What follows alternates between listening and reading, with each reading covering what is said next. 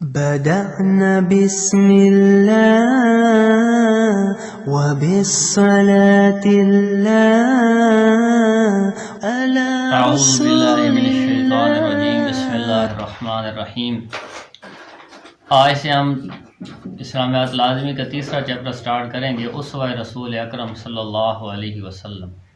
اللہ تعالیٰ نے حضور نبی کریم صلی اللہ علیہ وسلم کو دنیا کے تمام انسانوں کے لیے اور قیامت تک آنے والے تمام انسانوں کے لیے رہبر اور رہنما بنا کر بھیجا۔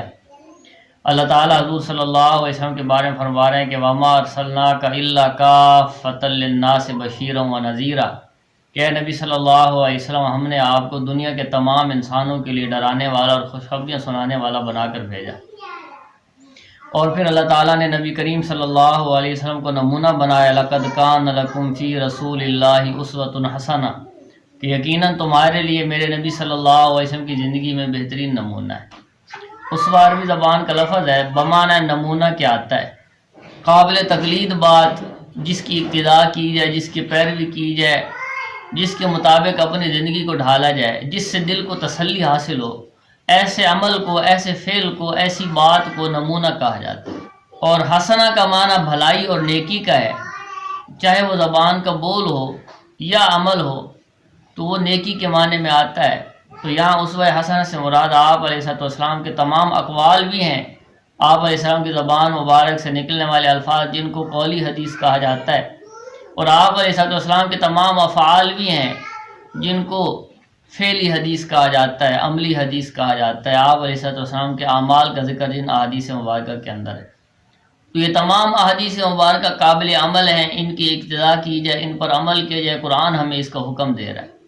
اور کامیابی کا واحد ذریعہ حضور اقدس صلی اللہ علیہ وسلم کی سنتوں کا اتباع ہے۔ تو مفسرین فرماتے ہیں کہ کائنات قیمتی نہیں ہے، بلکہ محمد عربی صلی اللہ علیہ وسلم کی ذات قیمتی ہے۔ اور کائنات کی جتنی چیزیں ہیں، سونا چاندی، ہیرے جواہرات، عہدے اور ڈگریاں، یہ سب قیمتی نہیں ہیں، بلکہ حضور اقدس صلی اللہ علیہ وسلم کے مبارک جسم سے نکلنے والے مبارک اعمال قیمتی ہیں۔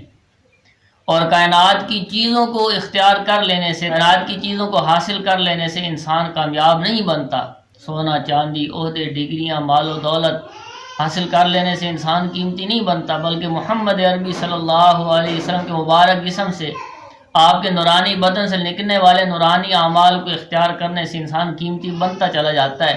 جس کی زندگی میں جتنے زیادہ آپ علیہ السلام کے مبارک اعمال ہوں گے، اتنا وہ قیمتی بنتا چلا جائے گا، اللہ کے اس کا مقام اور مرتبہ بڑھتا چلا جائے گا۔ اس لیے اللہ تعالیٰ فرما رہے ہیں کہ ان اکرمکم عند اللہ اتقاکم، اللہ کے ہاں تم میں سب سے زیادہ عزت والا وہ ہے جو اللہ سے زیادہ ڈرنے والا ہے، زیادہ متقی اور پرہیزگار ہے۔ تو متقی وہ ہوتا ہے جو نبی کا پیرو ہو، نبی کی سنتوں کا پابند ہو، اس کو متقی کہا جائے گا۔ آپ علیہ السلام کی زندگی پر، آپ علیہ السلام کی سیرت پر ہزاروں کتابیں لکھی جا چکی ہیں۔ سب سے پہلے تو قرآن آپ علیہ السلام کی سیرت کو بیان کرتا ہے، پورا قرآن آپ کی تعریف کرتا ہے۔ تو آپ صلی اللہ علیہ وسلم کی سیرت تو لامحدود ہے، چند پہلو آپ کی اس کتاب کے اندر ذکر کیے گئے ہیں۔ سب سے پہلا پہلو آپ کا رحمت للعالمین ہونا ہے۔ خود اللہ کی ذات نے اپنے لیے رب العالمین کا لقب استعمال کیا، الحمدللہ رب العالمین، تمام تعریفیں اس اللہ کے لیے ہیں جو تمام جہانوں کا پالن ہار ہے، تمام جہانوں کا پروردگار ہے، تمام جہانوں کا پالنے والا، تمام جہانوں کا رب ہے۔ اور اپنے محبوب صلی اللہ علیہ وسلم کے لیے اللہ تعالیٰ نے رحمت للعالمین کا لقب استعمال کیا، اور یہ لقب وہ ہے جو اللہ تعالیٰ نے اپنی مخلوقات میں سے کسی مخلوق کے لیے بھی استعمال نہیں کیا، یہاں تک کہ اپنے محبوب بندوں انبیاء علیہ السلام میں سے بھی کسی نبی کے لیے اللہ تعالیٰ نے رحمت للعالمین کا لقب استعمال نہیں کیا۔ لیکن آقا نامدار محمد عربی خاتم النبیین صلی اللہ علیہ وسلم کو اللہ تعالیٰ فرما رہے ہیں کہ وَمَا أَرْسَلْنَاكَ إِلَّا رَحْمَةً لِلْعَالَمِينَ، کہ اے نبی جی ہم نے آپ کو تمام جہانوں کے لیے رحمت بنا کر بھیجا۔ تو رحم کا لفظ رحم سے ہے، رحم کہتے ہیں شفقت کرنا، مہربانی کرنا، کسی کے ساتھ نرمی سے پیش آنا۔ اور عالمین جمع ہے عالم کی، جہانوں کے معنی میں آتا ہے۔ اور اللہ تعالیٰ کے کتنے جہان ہیں اس کو اللہ ہی بہتر جانتا ہے، دنیا کے اندر کتنے جہان ہیں، کتنی مخلوقات ہیں، ہر مخلوق کا الگ جہان ہے۔ عالم الجن الگ ہے، عالم الانس الگ ہے، جنوں کا جہان، انسانوں کا جہان۔ عالم الطیور الگ ہے، پرندوں کا جہان۔ اسی طرح عالم الحشرات الگ ہے، حشرات کا جہان ہے۔ عالم البحر ہے، سمندر کا جہان ہے۔ تو اللہ تعالیٰ نے مختلف جہان بنائے ہیں. اب صرف چونٹی کو لیں، چونٹیوں کا الگ جہان ہے، ان کو اللہ نے الگ ایک زندگی دی ہے، رہنا سکھایا ہے، کیسے بل بنانے ہیں، کیسے خوراک ذخیرہ کرنی ہے، کیسے راستے بنانے ہیں. اسی طرح شہد کی مکھیوں کا جہان آپ لیں تو اللہ تعالیٰ نے ایسا عجیب جہان بنایا ہے کہ اس کے اندر مکھیاں جو ہیں ان کی ایک ملکہ ہوتی ہے جو ان کو کنٹرول کرتی ہے، اس کے احکامات کے مطابق باقی مکھیاں عمل کر کے شہد اکٹھا کرتی ہیں. کچھ چوکیدار مکھیاں ہوتی ہیں جو غیر متعلقہ مکھیوں کو اندر نہیں آنے دیتی اور باقاعدہ چیک کر کے وہ شہد بناتی ہیں، چھتا بناتی ہیں. اس کے اندر الگ الگ خانے ہوتے ہیں، کچھ خانوں کے اندر شہد ہوتا ہے اور کچھ کے اندر اور مواد ہوتا ہے جس کے ذریعے سے وہ شہد تیار کرتی ہیں. تو اللہ نے ایک عجیب جہان بنایا. تو اللہ کے جہان تو بے شمار ہے. اللہ تعالیٰ آقا نامدار محمد عربی صلی اللہ علیہ وسلم کو ارشاد فرما رہے ہیں کہ ہم نے آپ کو تمام جہانوں کے لیے رحمت بنا کر بھیجا. آپ تمام مخلوقات کے لیے رحمت، شفقت، مہربانی بن کر آئے، تمام مخلوقات کے لیے نرم دل بن کر آئے. آپ کی رحمت میں سے ہر مخلوق کو حصہ ملا. حضور صلی اللہ علیہ وسلم کی رحمت میں سے سب سے زیادہ حصہ پانے والے وہ انسانوں میں امت مسلمہ ہے، مسلمان امت ہے، کہ سب سے زیادہ آقا نامدار محمد عربی صلی اللہ علیہ وسلم جو رحیم اور شفیق ہیں وہ اپنی امت کے لیے ہیں، جو آپ کے ماننے والے ہیں، آپ پر ایمان لانے والے ہیں، ان کے لیے آپ رحیم اور شفیق ہیں. اللہ تعالیٰ نے خود قرآن کریم میں نبی کریم صلی اللہ علیہ وسلم کی صفات کو بیان کیا ہے. اللہ تعالیٰ فرما رہے ہیں لَقَدْ جَاءَكُمْ رَسُولٌ مِّنْ أَنفُسِكُمْ، البتہ تحقیق آیا ہے تمہارے درمیان رسول، ایک رسول، من انفسکم، جو تمہیں میں سے ہے، یعنی تمہیں میں سے ایک انسان ہے لیکن اس کا مقام اور مرتبہ سب سے اعلیٰ، سب سے بڑا ہوا. عزیز علیہ ما عنتم، اس کو گراں گزرتا ہے، اس کو تکلیف دہ گزرتا ہے ہر رنج و غم جو تم کو پہنچے. حریص علیکم، وہ تمہاری ہدایت کا حریص ہے، تمہاری کامیابی کا حریص ہے، وہ خواہش مند ہے کہ تم کامیاب ہو جاؤ، دنیا اور آخرت کی کامیابیاں تم حاصل کر لو. حریص، وہ خواہش مند ہے، علیکم، تمہاری کامیابی پر. بالمؤمنین رؤوف الرحیم، اور وہ ایمان والوں کے ساتھ بڑا مہربان اور شفیق ہے، یعنی ایمان والوں پر وہ بڑے مہربان اور شفیق ہیں. حبشہ کا بادشاہ نجاشی تھا، اس کے دربار میں جعفر طیار رضی اللہ تعالیٰ عنہ جو رسول اللہ صلی اللہ علیہ وسلم کے چچا زاد بھائی اور حضرت علی بن ابی طالب رضی اللہ تعالیٰ عنہ کے سگے بھائی ہیں، وہ حاضر ہوئے. تو نجاشی نے نبی کریم صلی اللہ علیہ وسلم کی صفات کے بارے میں پوچھا تو جعفر طیار رضی اللہ تعالیٰ عنہ نے نبی کریم صلی اللہ علیہ وسلم کی تعریف فرمائی، آپ کی صفات کو بیان فرمایا. اسی طرح کسرا شہنشاہ جو روم کا بادشاہ تھا، اس کے دربار میں مغیرہ بن شعبہ رضی اللہ تعالیٰ عنہ حاضر ہوئے. تو مغیرہ بن شعبہ رضی اللہ تعالیٰ عنہ نے بھی نبی کریم صلی اللہ علیہ وسلم کی تعریف فرمائی، آپ کی صفات کو بیان کیا.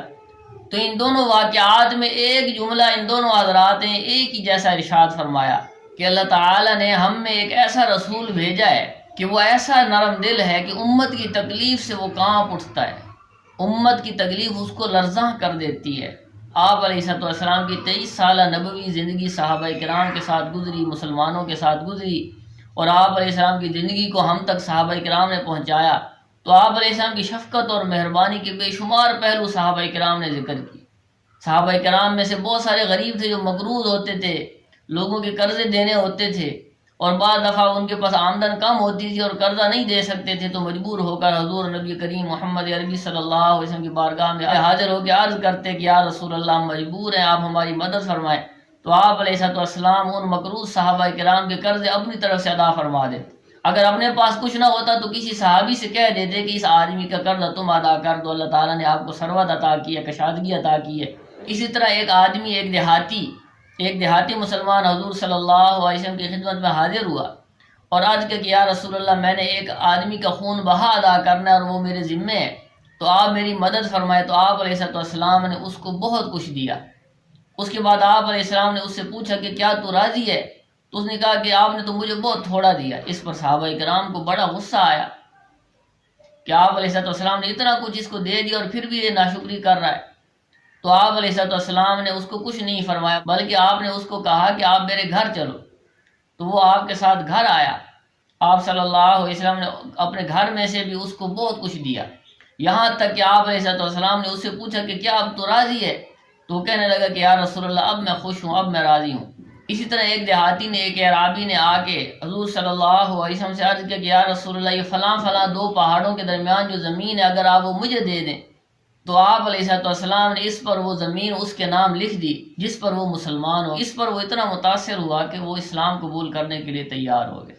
سورۃ التوبہ کی اس آیت مبارکہ کے اندر اللہ تعالیٰ نے ایک جملہ ارشاد فرمایا کہ عزیزنا علیہ ما عنتم، گراں گزرتا ہے اس پر وہ رنج و غم جو تمہیں پہنچتی ہے، جو تکلیف تمہیں پہنچتی ہے وہ نبی پر بہت گراں گزرتی ہے.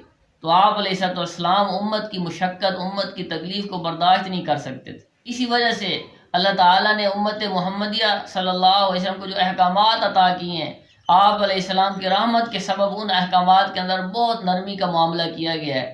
آپ علیہ السلام بہت دفعہ عیدین کے موقع پہ اور جمعے کے موقع پہ خطبہ مختصر کرتے، اور نمازوں کے موقع پہ کیونکہ اس زمانے کے اندر باجماعت نماز میں عورتیں بھی شریک ہوتی تھیں، تو آپ علیہ السلام نماز پڑھاتے ہوئے کسی بچے کے رونے کی آواز سن لیتے کہ کسی گھر سے بچے کے رونے کی آواز آ رہی ہے، تو آپ علیہ السلام اپنی نماز مختصر کر دیتے تاکہ وہ ماں جو باجماعت نماز پڑھنے کے لیے مسجد میں آئی ہے اور جماعت میں شریک ہے، وہ ماں اپنے بچے تک پہنچ سکے اور بچے کو چپ کرا سکے. آپ علیہ السلام اس وجہ سے اپنی نماز کو مختصر کر دیتے.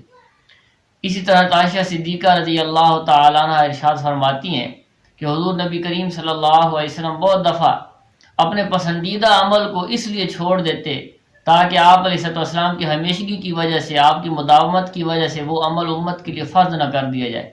جیسے کہ حضور نبی کریم صلی اللہ علیہ وسلم نے تراویح کی نماز کو پسند کیا اور تراویح کے فضائل بیان کیا، اس کا ثواب بیان کیا، لیکن خود نبی کریم صلی اللہ علیہ وسلم نے تراویح کی نماز صرف 3 دن پڑھی. اس کے بعد صحابہ کرام آپ کا انتظار کرتے رہے، لیکن آپ علیہ السلام تراویح کی نماز کے لیے گھر سے باہر تشریف نہیں لائے. اسی طرح مسواک کے بارے میں حضور صلی اللہ علیہ وسلم نے بہت فضائل بیان کیے. آپ علیہ السلام نے فرمایا کہ فرشتوں کی محبوب چیز مسواک ہے، اور مسواک کے 70 سے زیادہ فوائد ہیں. ادنا فائدہ یہ ہے کہ اللہ تعالیٰ مسواک کرنے والے کو مرتے وقت کلمہ شہادت نصیب فرماتے ہیں.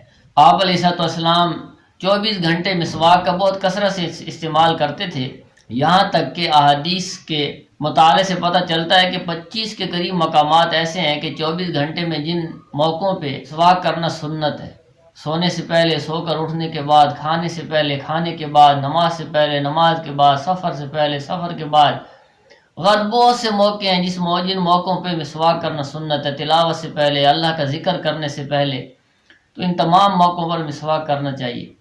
آپ علیہ السلام نے مسواک کے بڑے فوائد بتائے، لیکن آپ علیہ السلام کا ارشاد ہے اگر مجھے امت کی مشقت کا اندیشہ نہ ہوتا تو میں مسواک کو ہر نماز سے پہلے فرض قرار دے دیتا، لیکن آپ علیہ السلام نے امت کی مشقت کے خوف سے اس کو فرض قرار نہیں دیا بلکہ اس کو سنت ہی رکھا.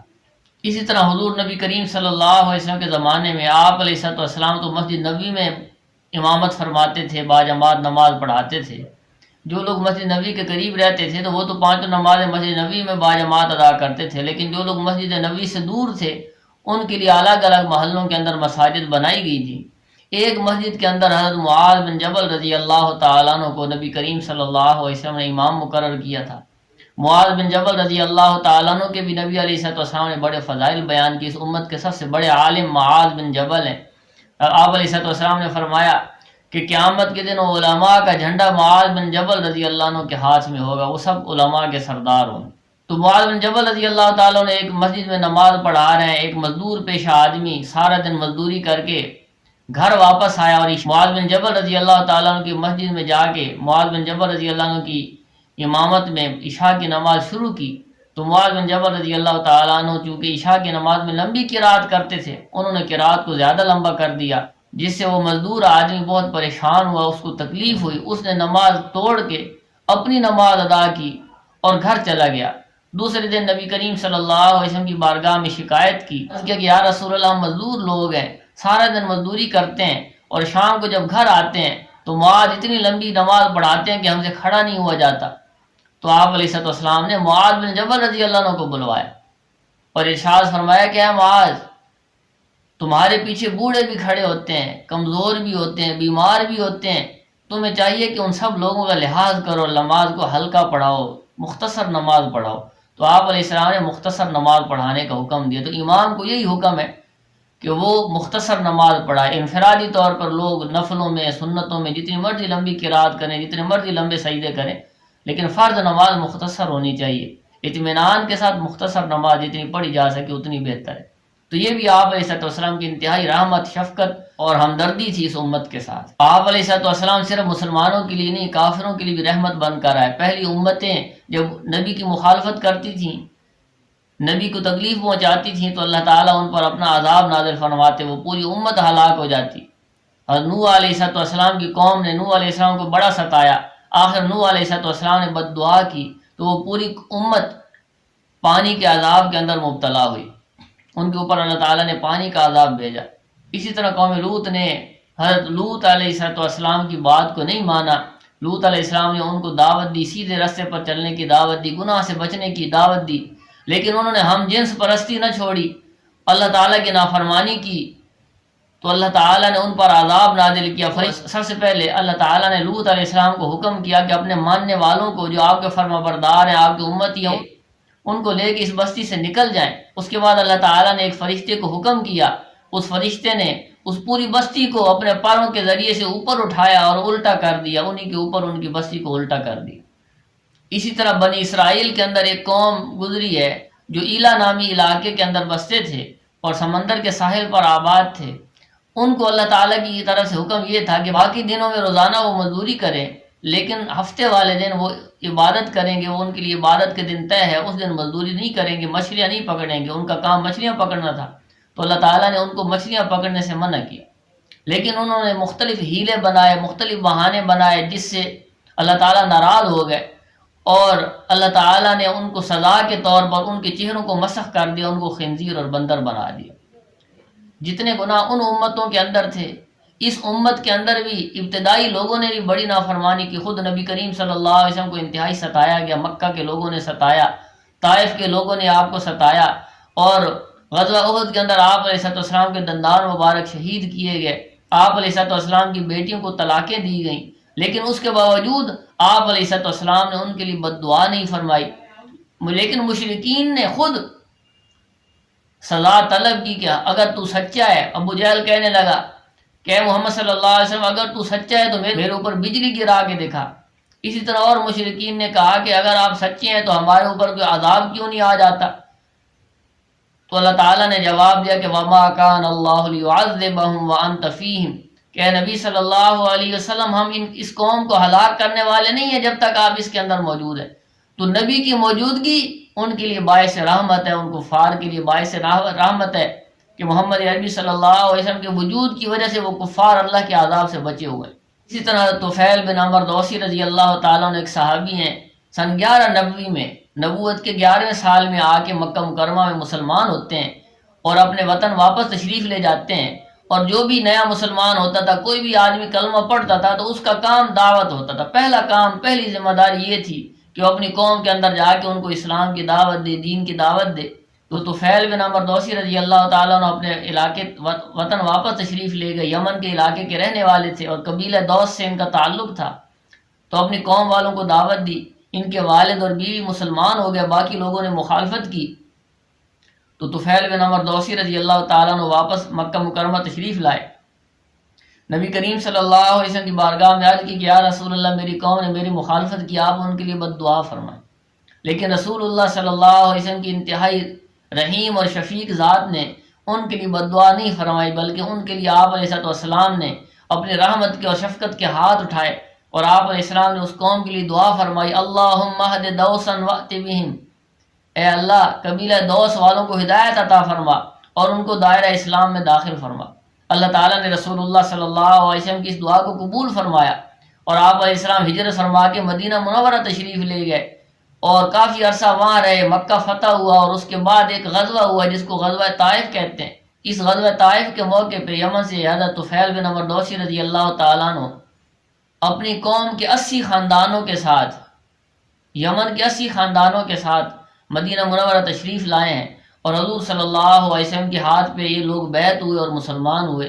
ان لوگوں میں ایک حضرت ابو ہریرہ رضی اللہ تعالیٰ عنہ بھی شامل ہیں، جنہوں نے باقی زندگی آپ علیہ السلام کے وصال تک آپ علیہ السلام کی صحبت میں گزاری اور آپ علیہ السلام سے بہت زیادہ احادیث سیکھی، احادیث کا ذخیرہ اکٹھا کیا، احادیث کو محفوظ رکھا، احادیث مبارکہ کو یاد رکھا۔ اللہ کی باقی جتنی مخلوقات ہیں، جتنے انسان ہیں، ان سب کے لیے آپ علیہ السلام رحمت بن کر آئے، لیکن عورت کے لیے حضور صلی اللہ علیہ وسلم کی ذات انتہائی رحمت بن کر آئے، انتہائی رحیم اور شفیق بن کر آئے۔ آپ علیہ السلام کے احسانات عورت پر بہت زیادہ ہیں، کیونکہ عورت کی زمانہ جاہلیت میں کوئی قدر نہیں تھی، کوئی عزت نہیں تھی، کوئی مقام نہیں تھا، اس کو حقیر سمجھا جاتا تھا، اس کو کسی چیز کا حقدار نہیں سمجھا جاتا تھا، جائیداد میں اس کو حصہ نہیں دیا جاتا تھا، بیٹی پیدا ہوتی اس کو زندہ دفن کر دیتے، بہن کو حقیر سمجھا جاتا تھا، بہن اور بیٹی کا کوئی مقام نہیں تھا، ماؤں کا بھی مقام نہیں تھا کہ اس زمانے کے اندر اگر باپ فوت ہو جاتا تو باپ کی سوتیلی ماؤں کو وہ بیٹے اپنی وراثت سمجھتے تھے اور ان کو اپنی بیویاں بنا لیتے تھے۔ ہندوستان کے اندر جب کسی عورت کا خاوند مر جاتا تو اس خاوند کے ساتھ اس کی بیوی کو بھی زندہ جلا دیا جاتا تھا، یہاں تک کا ظلم تھا۔ تو اللہ کے محبوب محمد عربی صلی اللہ علیہ وسلم نے لوگوں کو عورت کا مقام بتایا، بیٹی کا مقام بتایا، ماں کا مقام بتایا، بیوی کا مقام بتایا، بہن کا مقام بتایا۔ نبی کریم صلی اللہ علیہ وسلم نے ماں کو مقام دیا، الجنت تحت اقدام الامہات، کہ جنت ماؤں کے قدموں تلے ہے۔ آپ علیہ السلام سے کسی نے عرض کیا کہ یا رسول اللہ، ماں اور باپ کا کیا حق ہے؟ آپ علیہ السلام فرمایا کہ وہ تیری جنت اور دوزخ ہیں، اگر تو ان کی خدمت کرے گا تو تجھے جنت ملے گی، اگر ماں باپ کو ناراض کرے گا، اگر تو ماں باپ کی نافرمانی کرے گا، ان کو ستائے گا، ان کو تکلیف پہنچائے گا تو تو جہنم کا مستحق بنے گا۔ تو اب خود دیکھ لے کہ تو نے کیا کرنا ہے، ماں باپ کی خدمت کرنی ہے یا ماں باپ کو ناراض کرنا ہے۔ اسی طرح آپ علیہ السلام نے بیٹی اور بہن کے بھی حقوق بیان کیے، ان کا مقام بیان کیا، ان کے فضائل سنائے۔ آپ علیہ السلام نے فرمایا کہ اللہ تعالیٰ جس کو 2 بیٹیاں دے یا 2 بہنیں دے، 3 بیٹیاں دے یا 3 بہنیں دے، اور وہ اپنی بیٹیوں اور بہنوں کی خدمت کریں، ان کی پرورش کریں اور ان کی تربیت اچھی کریں اور ان کی شادی اچھی جگہ کریں، اللہ کے نبی نے فرمایا کہ میں اور وہ جنت میں ایسے قریب ہوں گے جیسے یہ 2 انگلیاں قریب ہیں۔ اسی طرح آپ علیہ السلام نے فرمایا کہ اس آدمی کے لیے جنت واجب ہوگی جس نے بیٹی اور بہن کی خدمت کی، ان کی پرورش کی، ان کی تربیت کی اور اچھی جگہ ان کی شادی کی۔ اسی طرح آپ علیہ السلام نے بیوی کو بھی مقام دیا۔ زمانہ جاہلیت میں بیوی کا کوئی مقام نہیں تھا، اس کو ایک گھر کی حقیر اور گھٹیا چیزوں کی طرح سمجھا جاتا تھا۔ عورت کو، بیوی کو کوئی مقام حاصل نہیں تھا، اس کو جائیداد میں کوئی حصہ نہیں تھا۔ شریعت نے بیوی کو بھی جائیداد میں حصہ دیا، ماں کو بھی جائیداد میں حصہ دیا، بیٹی اور بہن کو بھی جائیداد میں حصہ دیا، عورتوں کے لیے الگ حصے مقرر کیے، اور پھر بیوی کے ساتھ نرمی کے ساتھ، شفقت کے ساتھ پیش آنے کا حکم کیا۔ خود نبی کریم صلی اللہ علیہ وسلم نے عملی طور پر بیویوں کے ساتھ حسن سلوک کر کے دکھایا۔ آپ علیہ السلام نے فرمایا کہ خیرکم خیرکم لأہلہ، تم میں سے بہترین شخص وہ ہے جو اپنے گھر والوں کے لیے، اپنی بیوی کے لیے سب سے اچھا ہو، وَأَنَا خَيْرُكُمْ لِأَهْلِي، اور میں اپنے گھر والوں کے لیے تم میں سب سے بہتر ہوں۔ اسی طرح آپ علیہ السلام نے بیوہ عورتوں کی خدمت کرنے کا حکم دیا، اس کے فضائل سنائے۔ حدیث میں آتا ہے کہ کسی یتیم، مسکین، محتاج اور بیوہ کے لیے کوشش کرنے والا ایسا ہے جیسے اللہ کے راستے کے اندر جہاد کرنے والا، اور جیسے راتوں کو جاگنے والا، ساری رات اللہ کی عبادت کرنے والا، نماز پڑھنے والا، اور وہ ایسا ہے کہ جیسے ہمیشہ روزہ رکھنے والا کہ کبھی افطار ہی نہ کرتا ہو، ساری زندگی اس کا روزہ ہو۔ اسی طرح عام مسلمانوں اور عام انسان جو محتاج ہوں، بیمار ہوں، ضرورت مند ہوں، ان کی خدمت کرنے کی اللہ کے نبی نے ترغیب دی۔ حدیث کے اندر آتا ہے کہ جو کسی مسلمان کی دنیاوی حاجت کو پورا کرے گا، دنیاوی تنگی اور پریشانی کو دور کرے گا، اللہ تعالیٰ اس شخص کی قیامت کی تنگی اور پریشانیوں کو دور فرمائیں گے۔ آپ علیہ السلام غلاموں کے لیے بھی رحمت بن کر آئے۔ غلامی کفر کا اثر ہے۔ زمانہ جاہلیت میں یہ کافر لوگ جب آپس میں جنگیں کرتے تھے، اس میں جو لوگ قیدی بنتے تھے ان کو یہ غلام بنا لیتے تھے، پھر ان کو بیچتے تھے، ان کی منڈیاں لگتی تھیں، اور وہ انسان ایسے ہی ہو جاتے تھے جیسے کہ جانور ہیں، وہ اپنی مرضی سے کہیں جا نہیں سکتے تھے، جو اس کا مالک ہوتا تھا اس کی ملکیت میں رہتے تھے۔ اب نبی کریم صلی اللہ علیہ وسلم نے غلاموں کے ساتھ نرمی کرنے کا حکم کیا۔ ابتدا کے اندر احکامات اللہ کے نبی نے دیے کہ جو خود کھاؤ ان غلاموں کو کھلاؤ، جو خود پہنو ان کو پہناؤ، ان سے ان کی استعداد اور طاقت کے مطابق کام لو، ضرور ان کی طاقت سے زیادہ ان سے کام نہ لو۔ اسی طرح آپ علیہ السلام نے پھر ان غلاموں کو آزاد کرنے کی بھی فضائل سنائے، اس کو ثواب کی چیز بتایا، اور زکوٰۃ کے مصارف میں سے ایک مصرف غلاموں کو آزاد کرنا مقرر کیا۔ تو آپ علیہ السلام کی مبارک تعلیمات کا اثر تھا کہ آج غلامی اس دنیا سے ختم ہوگی، تمام انسان آزاد ہو چکے ہیں، اور تمام انسان اس وقت آزاد انسانوں کی طرح زندگی گزار رہے ہیں۔ اسی طرح آپ علیہ السلام یتیموں کے لیے بھی رحمت بن کر آئے۔ آپ علیہ السلام نے یتیموں کی خدمت کرنے کے فضائل بیان کیے۔ آپ علیہ السلام فرمایا کہ جو شخص کسی یتیم کی پرورش کرے، اس کی خدمت کرے، اور یہاں تک کہ وہ شخص وہ یتیم بالغ ہو جائے، بڑا ہو جائے، تو اللہ کے نبی نے فرمایا کہ قیامت کے دن وہ شخص، وہ خدمت کرنے والا میرے ایسے قریب ہو جیسے کہ یہ 2 انگلیاں قریب ہیں۔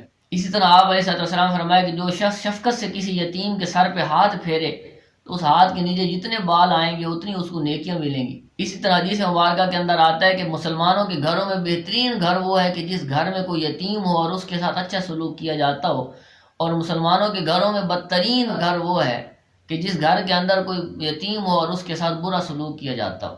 آپ علیہ السلام خود عملی طور پر یتیموں کا باعث بنے۔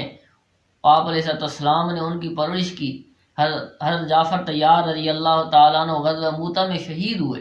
رسول اللہ صلی اللہ علیہ وسلم کو جب ان کے شہید ہونے کی خبر ملی تو آپ علیہ السلام حضرت اسماء بنت عمیس رضی اللہ تعالیٰ عنہ کے گھر تشریف لائے، جو حضرت جعفر طیار رضی اللہ تعالیٰ عنہ کی زوجہ محترمہ ہے، آپ کی بیوی ہیں۔ آپ صلی اللہ علیہ وسلم نے حضرت اسماء سے کہا کہ جعفر کے بچوں کو بلاؤ۔ حضرت اسماء کہتی ہیں کہ میں نے اپنے بچوں کو بلایا تو رسول اللہ صلی اللہ علیہ وسلم نے ان بچوں کو اپنے سینے سے لگایا اور آپ علیہ السلام بہت روئے۔ تو اس کے بعد میں نے عرض کیا کہ یا رسول اللہ، کیا موتا والوں کی طرف سے کوئی خبر آئی ہے؟ تو آپ علیہ السلام نے فرمایا کہ ہاں، جعفر شہید ہو گئے۔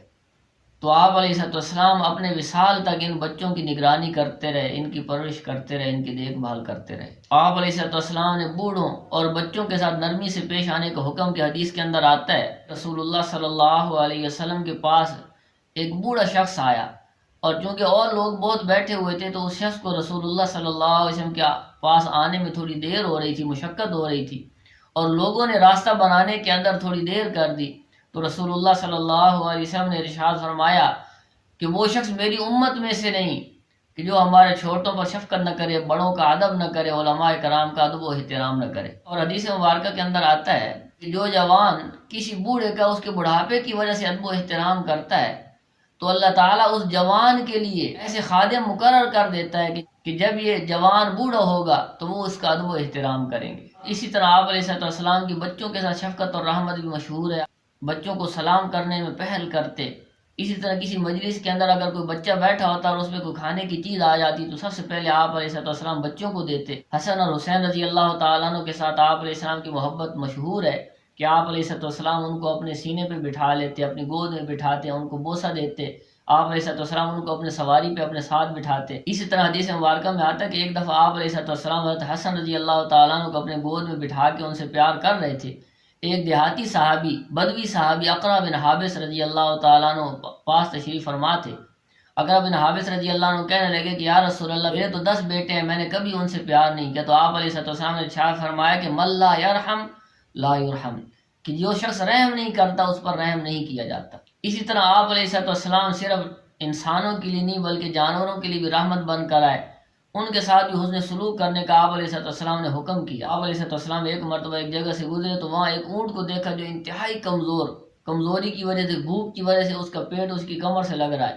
تو آپ علیہ السلام نے ارشاد فرمایا کہ ان جانوروں کے بارے میں اللہ سے ڈرو، ان پر اس وقت سوار ہو کہ جب یہ اچھی حالت کے اندر ہو، ان کی صحت اچھی ہو، اور جب ان کو چھوڑو تو اچھی حالت کے اندر چھوڑو۔ اس طرح حدیث مبارکہ کے اندر آتا ہے کہ ایک بدکار عورت کی اس وجہ سے مغفرت ہو گئی کہ اس نے ایک کتے کی جان بچائی، اس کو پانی پلایا، اور ایک ظالم عورت کو اس وجہ سے عذاب دیا گیا کہ اس نے ایک بلی پال رکھی تھی اور اس کو کھلاتی پلاتی نہیں تھی، اور بھوک اور پیاس کی وجہ سے وہ مر گئی۔ اسی طرح آپ علیہ السلام نے جانوروں کے ساتھ نرمی کرنے کا حکم کیا۔ آپ علیہ السلام فرمایا کہ اگر کوئی جانور پالو تو اس کے کھانے پینے کا خیال رکھو اور اس کے اوپر بیجا بوجھ نہ ڈالو، وزن نہ ڈالو۔ ذبح کرتے وقت آپ علیہ السلام نے فرمایا کہ ایک جانور کو دوسرے جانور کے سامنے ذبح نہ کیا جائے، اور وہ اوزار چھری وغیرہ جو ہے اس جانور کے سامنے تیز نہ کی جائے، اور جب اس کی 4 رگیں کٹ جائیں تو پھر اس کو چھوڑ دیا جب تک کہ وہ ٹھنڈا نہ ہو جائے، اس سے پہلے اس کی کھال وغیرہ نہ اتاری جائے۔ زمانے جاہلیت کے اندر لوگ زندہ جانور کی ران کے اوپر سے گوشت کاٹ کے پکا لیتے تھے، زندہ جانور کی ٹانگ کاٹ کے بھون کے کھا جاتے تھے۔ تو یہ سب ناجائز اور حرام ہے۔ شریعت نے جو طریقے بتائے ہیں اس میں ساری مخلوقات کے لیے آسانی ہے۔ آج کا ہمارا سبق یہی تھا، اس میں سے جو بات پوچھنی ہو وہ میسج کے ذریعے آپ لوگ سمجھ سکتے ہیں۔